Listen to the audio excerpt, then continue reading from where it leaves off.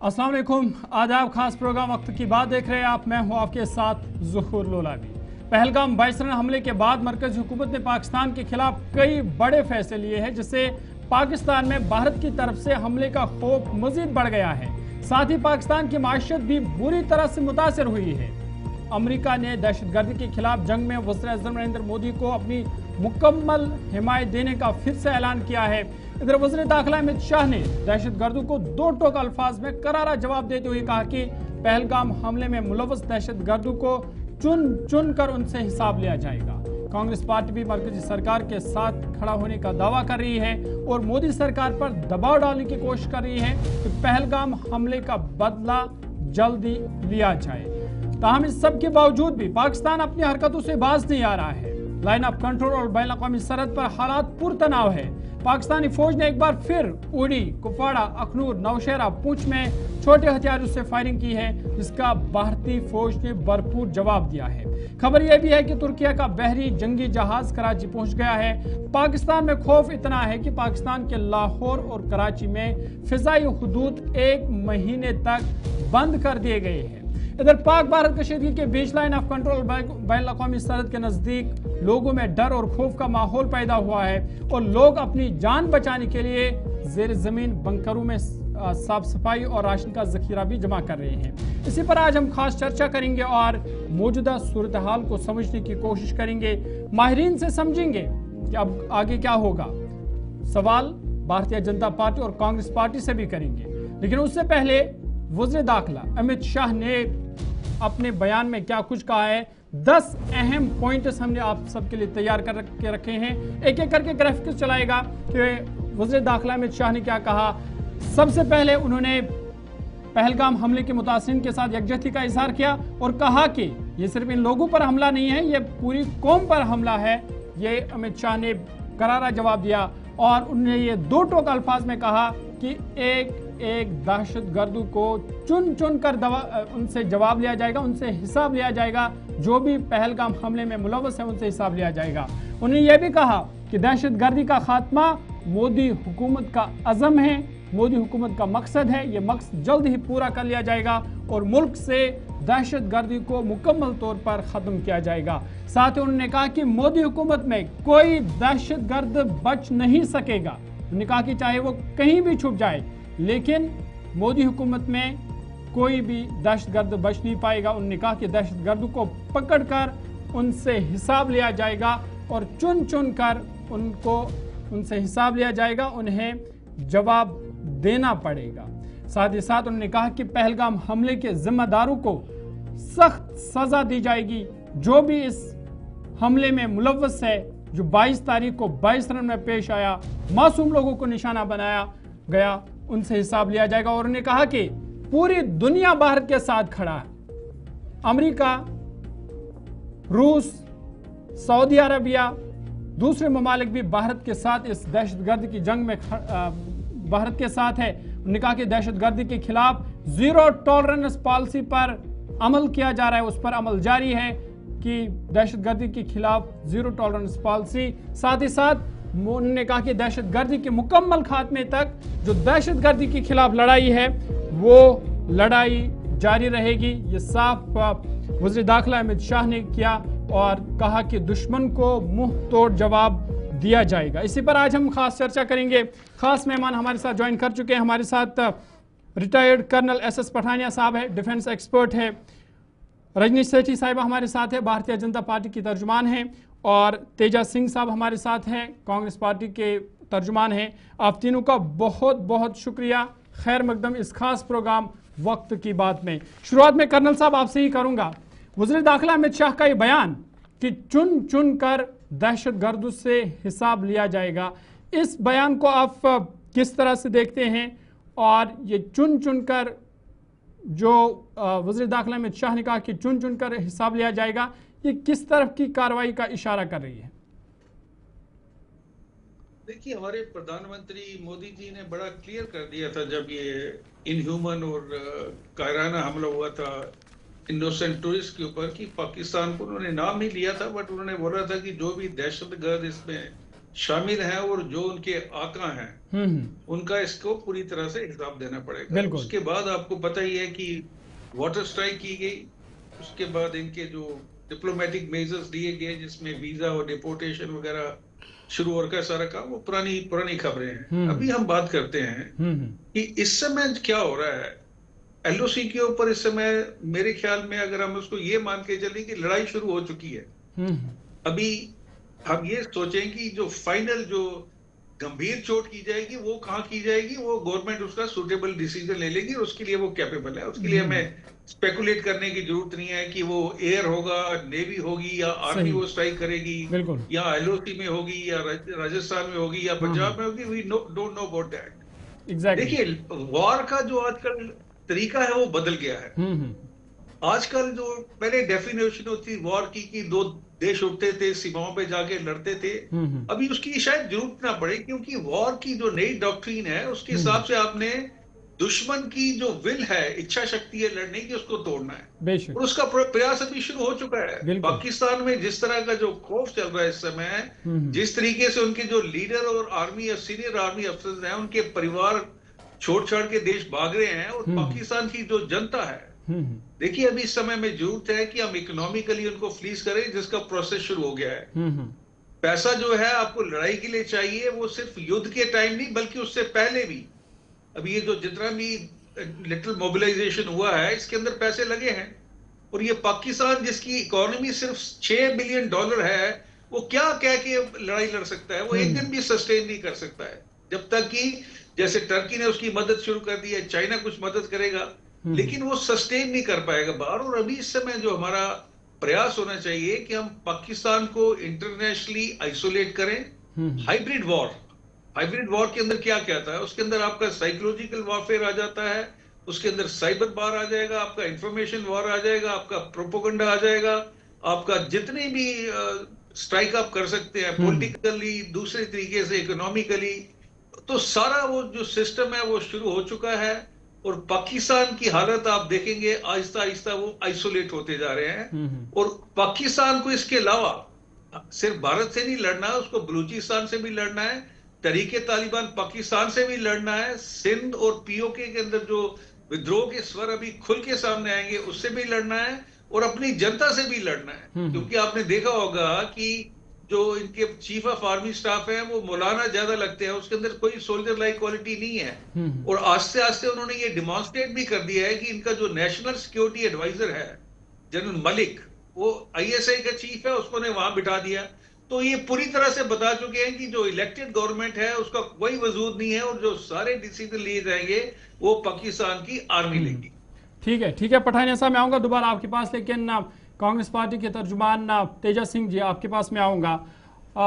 Congress party का official stand क्या है जब जो इस वक्त सिचुएशन है? एक तरफ से आप कह रहे हैं कि हम सरकार के साथ खड़े हैं, सरकार जो भी डिसीजन लेगी हम सरकार के साथ खड़े, लेकिन दूसरी तरफ आप सरकार को ही निशाना बनाते हैं, आप सिक्योरिटी पर सवाल उठाते हैं। ऑफिशियल स्टैंड बता दीजिए कि कांग्रेस पार्टी का इस वक्त जो मौजूदा सूरत हाल है, ऑफिशियल स्टैंड आपका क्या है? देखें जी, हमारा इंडियन नेशनल कांग्रेस का जो ऑफिशियल स्टैंड है उस ज़मन में हमने कांग्रेस पार्टी की एक वर्किंग कमेटी की, नेशनल वर्किंग कमेटी की जो मीटिंग हुई है उसमें तमाम अरकान ने एक आवाज़ होकर कहा है कि हिंदुस्तान की सलामती, हिंदुस्तान की यकजहती और हिंदुस्तान की मजबूती के लिए इंडियन नेशनल कांग्रेस का एक एक वर्कर जो है वो हिंदुस्तान की सरकार के साथ है। अब ये फैसला हिंदुस्तान की सरकार ने करना है कि वो क्या कर रहे हैं, क्योंकि फैसला लेने की शक्मत जो ताकत है वो ड्यूली इलेक्टेड गवर्नमेंट के पास है। और हमें बिल्कुल इस चीज़ का यकीन है कि हमारा देश मजबूत देश है, हमारी हुकूमत भी मजबूत है और अच्छे से अच्छा फैसला होगा। कुछ जो फैसले हुए हैं हम उनकी भी तारीफ करते हैं, वो चाहिए था। साइकोलॉजिकली उन्होंने दुश्मन को डोमिनेट किया है। लेकिन जहां तक आपने ये सवाल उठाया कि साथ साथ आप सिक्योरिटी के बारे में भी सवालात करते हैं, वो कांग्रेस के लिहाज से भी और एक शहरी होने के लिहाज से भी हम ये कहते हैं कि जहाँ जहाँ भी सिक्योरिटी की ज़रूरत है आम शहरियों को उनका तहफ़्फ़ुज़ बहुत ज़रूरी है। वो कांग्रेस की ही भी और जो हुकूमत है हुकूमत की जिम्मेवारी है। उससे ये हम उनको कहते रहेंगे कि हिंदुस्तान के हर बाशिंदे को हिंदुस्तान की हुकूमत ने प्रोटेक्शन देनी है। उसके लिए हमारा कहना जो है वो हमारा फ़र्ज़ बनता है, उसी के लिए लोगों ने हमें वोट दिए हैं। तो लिहाजा हम अपोजिशन में हैं और अपोजिशन में होने के और फ़ख्र की बात यह है कि जितनी भी हिंदुस्तान की पार्टियां हैं कई मसलों पे मौजूदा हुकूमत के साथ ज़बरदस्त इख्तलाफात के बावजूद भी, लेकिन जहां मुल्क की सालमियत का सवाल है वहां तमाम पार्टियां जो हैं वो हिंदुस्तान की हुकूमत के साथ हैं और आखिरी दम तक रहेंगी, क्योंकि हिंदुस्तान हर हिंदुस्तानी का है, वो सिर्फ गवर्नमेंट का नहीं है। और ये हमारा फैसला है, हम उस फैसले पर कायम और दायम है। हम सख्ती के साथ गवर्नमेंट के साथ हैं। हम इस बात का इंतज़ार करते हैं कि हमारी सरकार कौन सा फैसला लेती है, किस तरह लेती है और कब लेती है। ठीक है, मैं आऊँगा दोबारा आपके पास। रजनी सेठी साहब आपके पास में आऊँगा। कांग्रेस पार्टी के तर्जुमान कह रहे हैं कि हम मुकम्मल साथ दे रहे हैं, मुकम्मल हिमायत दे रहे हैं जो भी सरकार करेगी, लेकिन जल्दी, क्योंकि जो हमला पेश आया उसका भरपूर बदला जो है वो लेना है।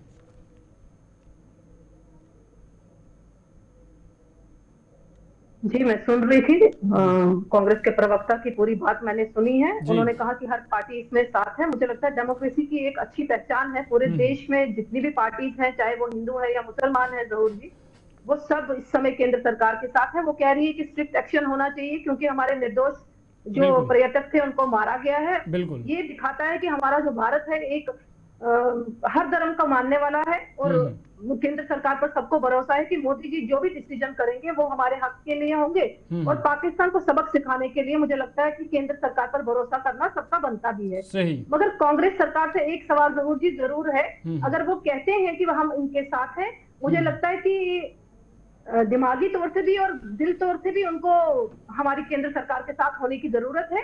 बेशक यहाँ तेजा सिंह जी बता रहे हैं, मगर केंद्र में कुछ ऐसे मंत्री और कुछ ऐसे नेता हैं जो कहीं ना कहीं अलग अलग टिप्पणियां कर रहे हैं, जो केंद्र सरकार की बातों पर शक पैदा कर रहे हैं। मुझे लगता है इस समय हमें ये चीजें ना कर केंद्र सरकार पर भरोसा कर जो भी डिसीजन वो लेंगे, वैसे तो वो डिसीजन ले बैठे हैं काफी सारे, जो आप लोगों ने देखा, चाहे सिंधु जो हमारा वाटर ट्रीटी का डिसीजन था या पाकिस्तानियों को बाहर भेजने का, वापस भेजने का डिसीजन था, तो अलग अलग डिसीजन केंद्र सरकार ने या फ्री हैंड आर्मी को दिया गया है कि वो समय निश्चित करे जिस तरीके से वो डिसीजन करना चाहे। मुझे लगता है कि सराहनीय कदम केंद्र सरकार की तरफ से इंतजार करना चाहिए। जो भी होगा हमारी भलाई के लिए, पूरी जनता की भलाई के लिए होगा। ठीक है तेजा सिंह जी, आप कुछ ऐड करना चाहते हैं जल्दी से?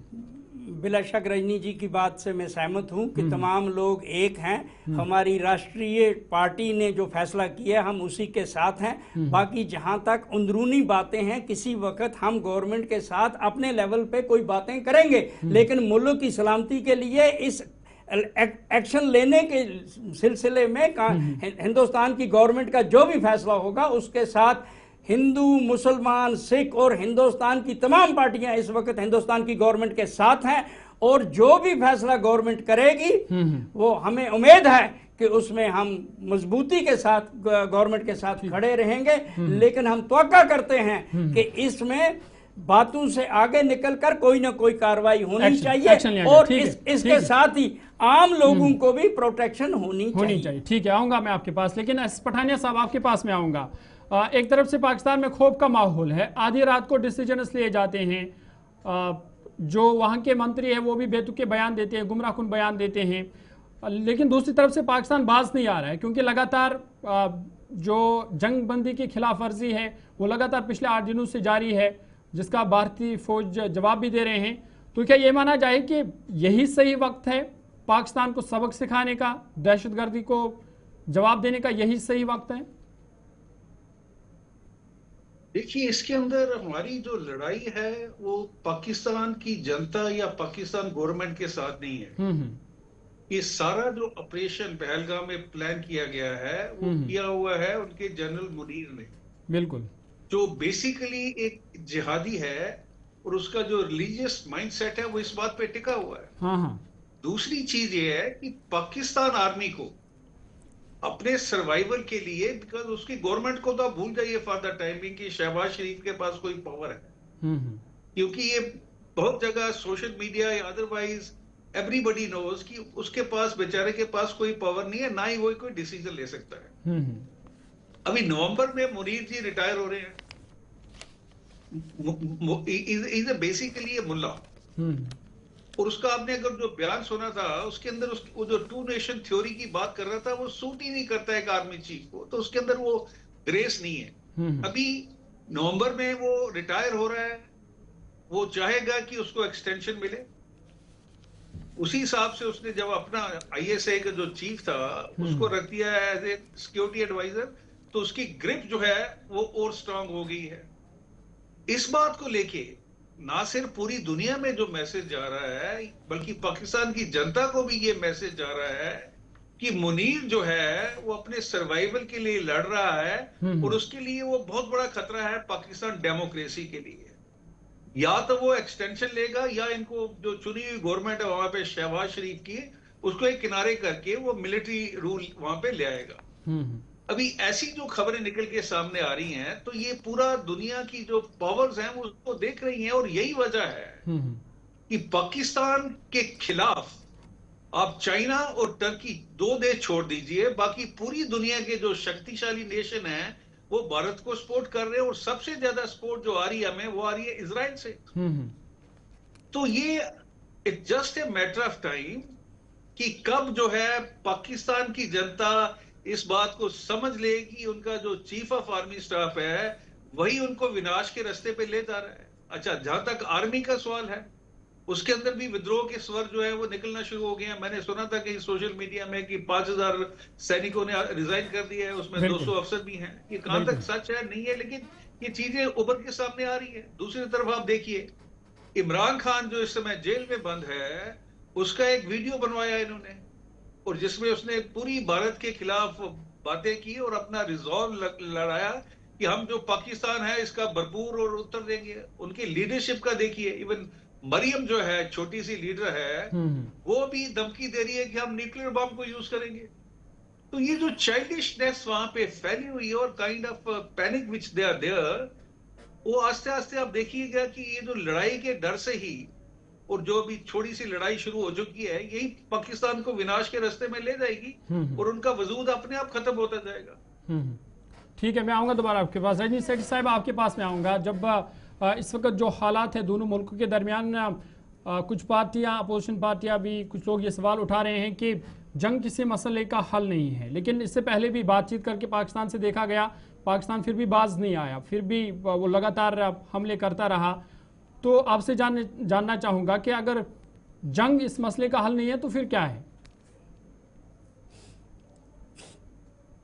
जरूर कि देखिए, जंग किसी भी मसले का हल नहीं होता, मगर आप समझ सकते हैं कि पाकिस्तान लगातार यहाँ पर क्या वारदातें कर रहा है। उनको बोली की भाषा समझ नहीं आ रही, वो बातचीत करने को तैयार नहीं है, वो घुसपैठ लगातार कर रहे हैं, हमारे आम सिविलियंस को मार रहे हैं। तो कहीं ना कहीं कुछ स्ट्रॉन्ग स्टेप उठाने की बिल्कुल जरूरत है। मुझे लगता है कि केंद्र सरकार उसका संज्ञान ले रही होगी, गृह मंत्रालय उस पर डिसीजन ले रहा होगा। हमें पूरा एतबार है अपनी सरकार पर, मगर जरूर जी देखने वाली चीज ये है कि हमारे अपने भारत के अंदर भी कुछ लोग पाकिस्तान परस्त हैं। पाकिस्तान तो अपने लेवल पर जो घुसपैठ करा रहा है, मगर यहाँ पर जो है कहीं ना कहीं पाकिस्तान प्रेमी हमारे भारत के अंदर भी हैं, जिसको समझने की हमारी सरकार को बहुत जरूरत है। खासतौर से मैं जम्मू कश्मीर की बात करूं, आपको याद होगा कि 2010 में इन्हीं की कांग्रेस की सरकार में और मुख्यमंत्री जी उमर अब्दुल्ला जी की सरकार में यहाँ एमनेस्टी की स्कीम लाई गई। जो टेररिस्ट की फैमिलीज अपने आप को मेन स्ट्रीम में जीना चाहती थी या मेन स्ट्रीम में रहना चाहती थी, तो उनको यहाँ पर पाकिस्तान से लाया गया। तो मुझे ये कहीं ना कहीं, देखिए, हम पाकिस्तान के लोगों को सोचे कि वो इंडिया की फेवर में बात करेंगे, ये पॉसिबल नहीं है। जरूर हम इंडियन नागरिक का अपने देश के लिए प्यार होना और पाकिस्तान के नागरिकों को यहाँ पर लाकर बसाना, मुझे लगता है कि कहीं ना कहीं हमारी नेशनल सिक्योरिटी के लिए एक चैलेंज है, जिसको हमारी सरकार को समझने की जरूरत भी है, और मुझे लगता है केंद्र सरकार को समझ भी रही है। जिस नाते से उन्होंने कहा कि पाकिस्तान के नागरिक वापस चले जाएं, मगर क्या पाकिस्तान अकेले इन चीजों को बहाल कर सकता है? क्या अटैक सिर्फ उनके कहने पर ही हो सकता है, जब तक उनको लोकल सपोर्ट ना हो, लोकल इन्वॉल्वमेंट ना हो? जरूर जी ये चीजें भी समझने की जरूरत है, क्योंकि माइंडसेट जो मुझे देखने को मिल रहा है, मैं कल भी कुछ वीडियोस देख रही थी, हमारे आम जनता के माइंडसेट में भी, खासतौर से कश्मीर के लोगों के माइंड में एक पाकिस्तान प्रेम पनप रहा है कुछ परसेंटेज लोगों को, जो कहीं ना कहीं चाहते हैं कि पाकिस्तान के साथ जंग ना हो, पाकिस्तान के साथ कोई गलत काम ना हो, वो हम पर अटैक करे तो करे मगर हमारी भारत सरकार उनके साथ कुछ बुरा ना करे। ये दर्द जो है हमारे भारत में कुछ लोगों में है। मुझे लगता है कि आने वाले दिनों में बहुत सी चेंजेस देखने को मिलेगी जरूर जी। जो हमारे यहाँ पर देश विरोधी हैं उनके लिए भी सख्त कानून बनेंगे, जो हमारे पर यहाँ पर पाकिस्तान प्रेमी है उनके लिए भी मुझे लगता है कहीं उनको पाकिस्तान का रास्ता दिखा दिया जाएगा, और जो हमारे भारत के नागरिक हैं जो उनको भारत से प्रेम है, मुझे लगता है कि वही लोग यहाँ पर रहने के हकदार होंगे। केंद्र सरकार इसके लिए सख्त से सख्त कदम उठाएगी। मुझे लगता है आने वाले दिनों का इंतजार। ठीक है, वक्त बहुत कम है। तेजा सिंह जी, आखिरी सवाल मेरा आपसे कि इस वक्त जो मौजूदा सूरत हाल है दो मुल्कों के दरमियान, इसको आप किस तरह से देखते हैं? और इससे पहले भी अगर कांग्रेस के दौर में भी पाकिस्तान के साथ बातचीत की गई, दोस्ती का हाथ बढ़ाया था, लेकिन उसका कुछ हासिल नहीं हुआ क्योंकि पाकिस्तान बाज नहीं आ रहा है। देखें जी, वाजपेयी के ज़माने में भी ये कोशिश की गई कि पाकिस्तान के साथ हम अपना रिश्ते जो हैं वो हमवार करें, अमन हो जाए, और ये हमेशा होता रहा है। तो लेकिन जब इस वक्त हालात ऐसे हैं, जब ऐसी बातों से पाकिस्तान को कोई फर्क नहीं पड़ता है, तो फिर हिंदुस्तान की गवर्नमेंट का फर्ज बनता है वो सख्त से सख्त कदम उठाएं। मैं रजनी जी की एक बात के साथ इत्फाक नहीं करता हूँ। जम्मू कश्मीर में और पर्टिकुलरली कश्मीर में इस सानिए के बाद पूरी कश्मीर में एक आवाज होकर उन्होंने मोदी जी को कहा कि कश्मीर का बच्चा बच्चा आपके साथ है। यहाँ तक कि जामा मस्जिद जो सबसे बड़ी मस्जिद है उसके जो इमाम हैं उन्होंने वहाँ इस कायराना इसकी अटैक की मजम्मत की, और वहाँ शहीदों के लिए 2 मिनट की खामोशी रखी गई। बाकी ठीक है, हर इंसान को बैरोमीटर के साथ चेक नहीं किया जा सकता है। बाकी हमें फख्र है कि सारा हिंदुस्तान लोगों में जो सच्चाई है। नहीं, मैं कहता हूं कि विद वन वॉइस, और ये पहला मौका है 35 साल में कश्मीर के अवाम दहशतगर्दी के खिलाफ खुला बाहर निकले हैं। बिल्कुल, और हमें इसको वेलकम करना चाहिए। ठीक है तेजा सिंह जी, बहुत शुक्रिया। क्योंकि वक्त बहुत कम है, माफ़ी चाहूँगा मैं। आप तीनों का, मेहमानों का बहुत बहुत शुक्रिया। पठानिया साहब आपका भी बहुत बहुत शुक्रिया। रजनी सेठी साहब बीजेपी से थी, आपका भी बहुत बहुत शुक्रिया। और तेजा सिंह जी आपका भी बहुत बहुत शुक्रिया। इस खास कार्यक्रम वक्त की बात में जुड़ने के लिए बात हो रही थी पाक भारत ताल्लुकात के हवाले से, क्योंकि 22 तारीख को बाइसरन में जो हमला पेश है उसके बाद लगातार दोनों मुल्कों के दरमियान कशीदगी सूरत हाल बरकरार है। लेकिन अब देखने वाली बात यह होगी कि आगे क्या होगा, क्योंकि कांग्रेस पार्टी भी ये दावा कर रही है कि हमारा पूरा सपोर्ट सरकार को है, सरकार जो भी इकदाम उठाएगी हम उसके साथ है। लेकिन अब देखने वाली बात यह होगी कि आगे क्या कुछ होने वाला है। फिलहाल इस खास कार्यक्रम वक्त की बात में इतना ही। इजाज़त दीजिए, अल्लाह।